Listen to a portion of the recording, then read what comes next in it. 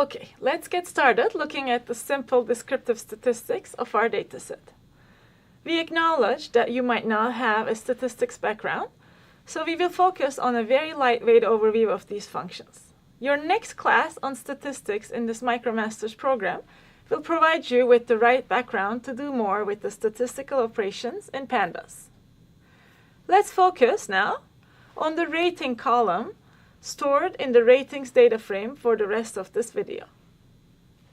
As you might remember, we explored with this data set, and ratings are in a data frame called ratings, just like you see here, the top 5 rows or indices in that data frame. So let's go back to the descriptive statistics part of our notebook. We will first describe the values in this column using the describe function. Remember, describe function will give us some statistics over those. And we see that that part is running, and we get a count, mean, standard deviation, and all of those here. A count of the defined or useful values in this column shows that there are more than 2 million ratings recorded with a mean of 3.53, or I rounded that to 3.53. Standard deviation is a measure of spread or variability in your data. A smaller deviation is good when it comes to errors. However, if your data naturally contains a lot of variability, it is a property of your observation about that data. So if we then have the percentiles, if 50% is 3.5, that means more than half of the ratings are 3.5 or less. Similarly here, 75 of the ratings are below 4.0, and that's sort of given in that 75 percentile column, sorry, row. Note that we could have provided the whole data frame to describe. Here we just provided the ratings, but I can copy and paste this quickly. And instead of ratings rating, I'll describe the whole data frame. Although this is often very useful, in our dataset, user ID and movie ID are columns that only store identifiers rather than measurements. So we can safely leave their statistics out. That's why we opted to choose only the ratings column. Next, I'll calculate the mean of ratings, just like we've done with the describe. But in this case, it's only going to give us that mean value. So if you're only interested in knowing the mean, just like you would see here for that rating column, you would call the mean function rather than calling this whole-blown this describe function. We could have done the mean again across global data frame. So if we've done that, we would have the mean of each column as a row, or in this table, user ID mean, movie ID mean, and ratings mean, just like these 3 values would be printed one after the other. Okay, next we will look at the value of the ratings, minimum and maximum ratings shortly. Let's run these two.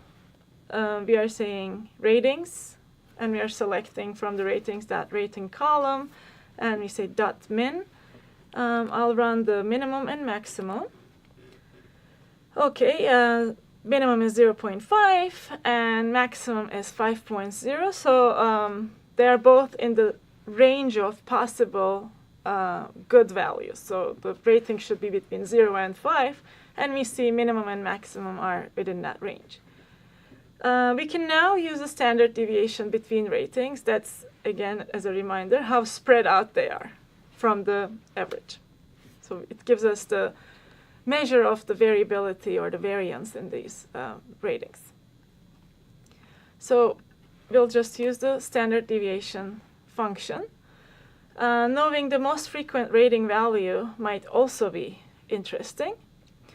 The mode function will give us this information. So let's run the mode function on that ratings column.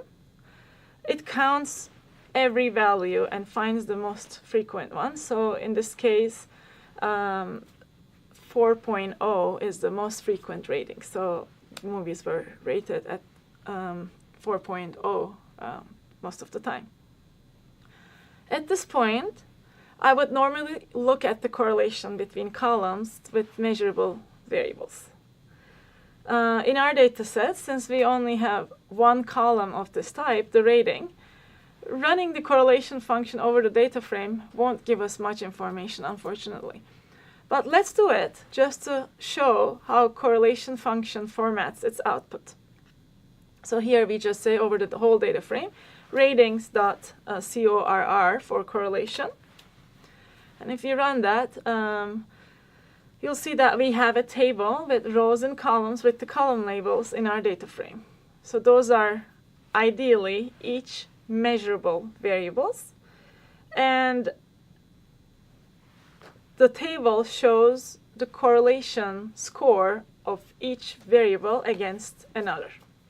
So as you would remember, a negative correlation score here means those features in our data sets are inversely correlated. So one goes up, one goes down.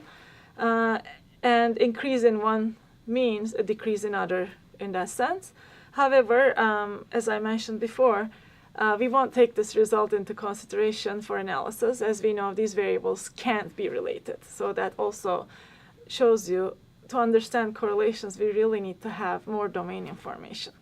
As we go along in other notebooks, we will be able to see the correlation scores with more conclusive outcomes, I hope.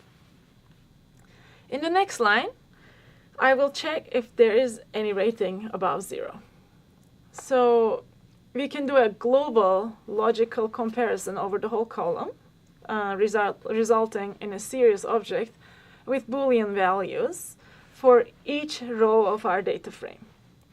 So we can do that by saying, select the ratings from rating and compare it if it's larger or greater than 5.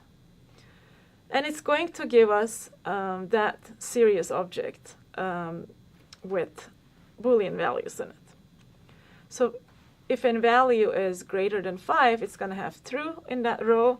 If a value in a row in that rating column is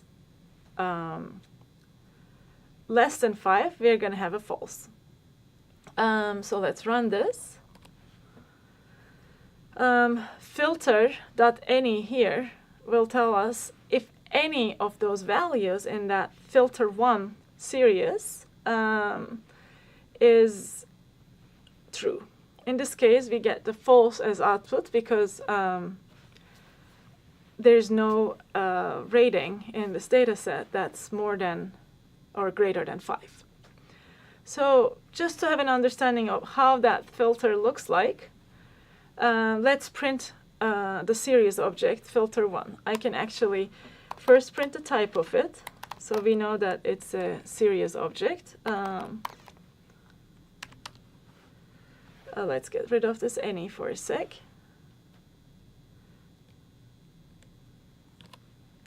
And we know it's a series object, right? So let's move back, and instead of the type, let's print the filter object. So when I do that, we see that that object, or that series object, is a column that compares that rating to 5, and we go from 0, false, false, false, false, to something that spans all the rows, right? We have about 2 million rows here, or more than that, and they're all false. So that's our ratings in the data, in the ratings database. And from the little of it we see that there are indeed no true values. We could have also done the opposite using the all function. If we are checking if all of the values in that column is true. A condition that requires us to do would be we want to make sure all of the values, all of the rating values are above 0. And we already looked at the minimum. We know that's the case. So we'll run a condition here, ratings.rating greater than 0. And the resulting series object will assign to filter 2. And then we'll check all of the values in that filter 2 Boolean series is true.